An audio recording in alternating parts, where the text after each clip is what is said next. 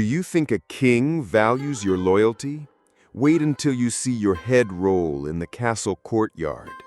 You, a faithful servant, a knight sworn to the sword and blood, kneel and kiss the royal ring, thinking it's your safety. But at court, loyalty is priceless. It has an expiration date. You wake before the sun, adjusting your armor that reeks of old leather and dried sweat. In the great hall, the king, surrounded by sycophants, smiles as if he were your friend. He calls you his right-hand man, his brother in arms. You believe him. You swallow the watered-down wine served in the cup he raises to toast your courage. You don't realize that every drop is an unspoken promise. Your usefulness lasts until the day he no longer needs you. At night, in the cold courtyard, you watch the gate. Your eyes burn, but you dare not sleep. You cannot fail. The castle is a nest of snakes, and you pride yourself on being the dog that bites anyone who threatens the throne. But the poison that will kill you doesn't come from outside. It's inside. It always has. On a gray morning, messengers whisper of conspiracies. A distant count spreads rumors. A cousin of the king questions the crown. You, faithful as an old dog, offer your blade, your life, your name. You swear to cleanse the royal honor with blood. And you do. But you discover too late that for the king, cleansing means erasing traces. You return covered in wounds, carrying the traitor's head in a leather sack. The crowd applauds you in the stone square. Children throw wilted flowers at your feet. But the king's eyes, up there on the balcony, don't shine with gratitude. They shine with calculation. You've become too dangerous. A hero is useful until the day he casts a shadow. On the damp walls, rumors drip like mud. They say you're ambitious, that you dream of the throne. You laugh. You who only wanted a corner at the banquet table and perhaps a hug from the monarch you swore to protect. But words are invisible daggers. They cut reputations before they slit throats. You sleep in a makeshift cell. Your armor has become a useless weight in a corner. Your name echoes through the castle corridors, but now spat with contempt. A footman opens the door. He orders you to kneel. You obey. You always have. They say it's just a confession, a formality to cleanse the kingdom of scandal. Your heart beats faster than ever. You think of the sword, of fidelity, of how you bled for a throne that now pretends not to know you. The king watches from behind a velvet curtain. His eyes, which once called you brother, now blink in the darkness like those of a satisfied cat. A priest murmurs a prayer that echoes off the cold stone. You don't understand half the words, but you know what comes next. The blade, the axe, the end every loyal dog knows. It's curious how quiet everything seems now. The roar of battles, the applause in the square, the clink of coins, everything fades. Only the dull thud of the raised axe remains. And when the blade descends, it's not just your head that falls. It's also the lesson that remains for those who watch from afar. Serving a king is playing at dying slowly. It's believing in promises carved in fake gold. It's paying with blood for a loyalty no one will write in the books.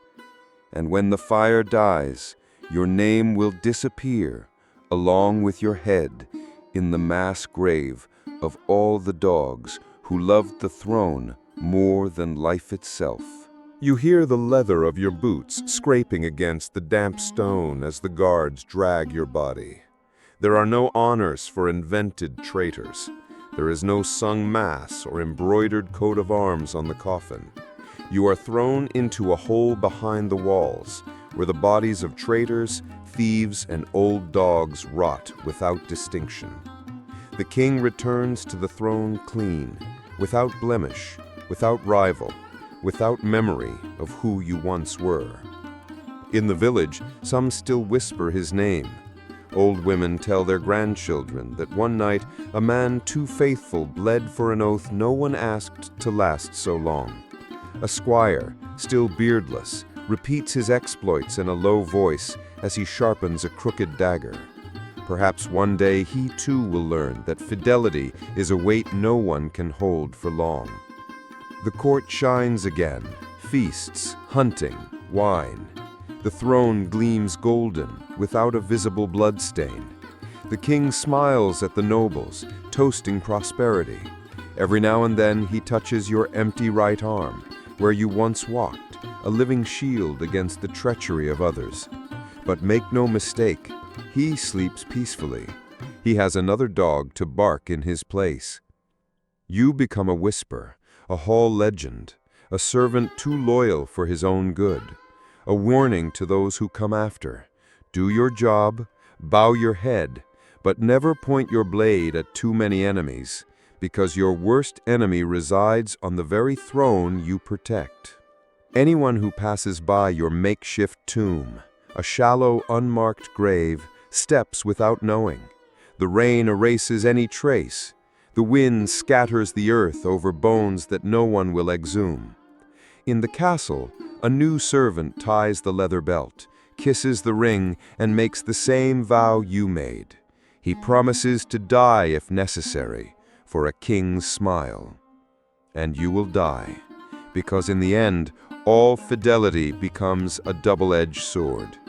To the Lord, the servant is useful until he becomes a threat, and to the servant, the king is a father until he becomes an executioner.